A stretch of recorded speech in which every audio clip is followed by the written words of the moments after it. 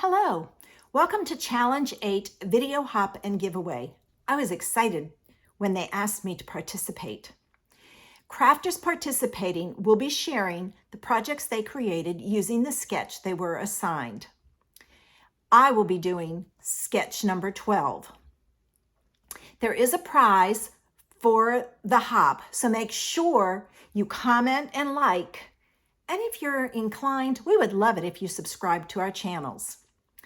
The link to the next person is in the information section below. You can click on it and hop along and see what the other ladies created. You can also click the hashtag that's at the top and it will list all of the videos in the hop. So with that, come into my studio and let's get started.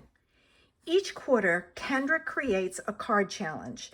In her challenges, she takes 6 pieces of designer series paper and she shows you how to cut them. And you end up with anywhere from 15 to 18 cards. This month, we have 17 cards. And she gives you how to cut them out. And then she gives you the card layouts. Let me see if I can separate it. Which is great because it lists what paper you use and everything. When I cut mine out, I usually lay them out in order by what sketch they go with.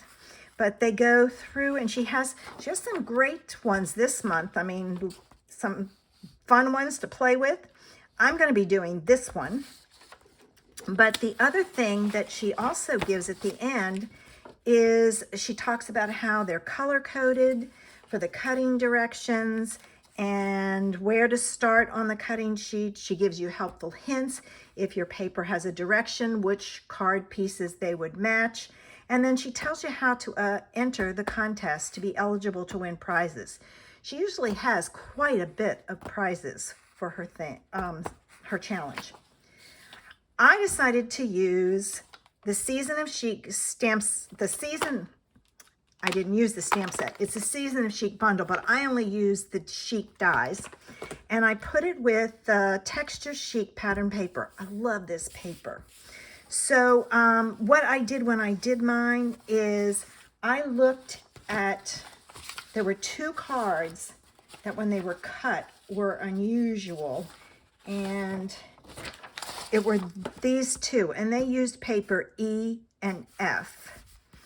They're going to be fun to play with, but I decided when I did mine and I pulled out my pieces, I picked out the 2 pieces that didn't have a direction, so I didn't have to worry about it for those that starburst effect.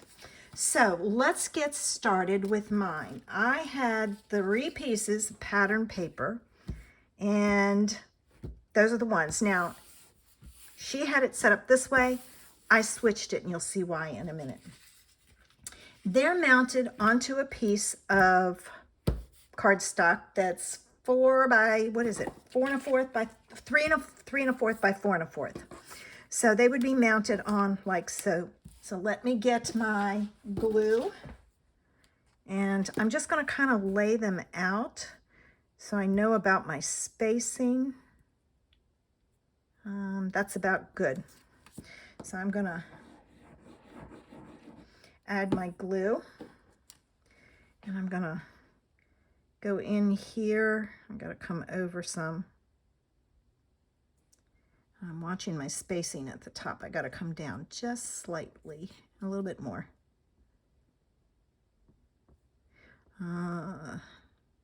That's good. All right. If you want to make sure it's perfectly even all the way around, you can use a ruler to put it down. All right, now I'm going to add this piece over here, and I'm going to add about the same amount of space. And I'm kind of watching my top and bottom. Hopefully it's even. If you're, even though I chose the 6 pieces that I did, our paper is double-sided, so I knew I could flip it if it didn't match. And I thought about doing it for this piece, wouldn't work. There's like, the back of that is that. Nope, didn't like it, so I didn't do it. All right, so I got that done and I went, it's kind of mixed in. I needed a backing and I didn't know what color to go with. Everything I put didn't go, so that's why I went with the gold. But then I thought, oh, well, if I put this onto another piece, because that's the beauty of her sketches, you can do what you want with them, and add layers, which I like. And then I knew that I could put this on my white card base and it really popped. So let me get my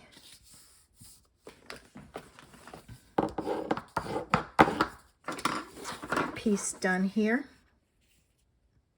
I'm going to put that on, and I'm putting this on flat.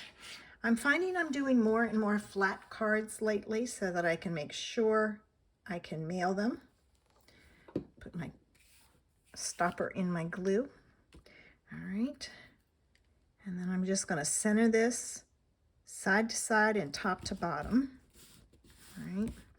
Now in the sketch, which is on the up in the corner, there is an element over here. Well, I decided to pull in the, what is that label called? I just looked it up too. Darn, hang on, let me see if I can find it. It is the Lovely and the Lasting label. We have so many labels I can't. The Lasting label. This one I am going to put on with dimensionals. So I will add dimensionals to the back of this, and I can put it on my card base. All right.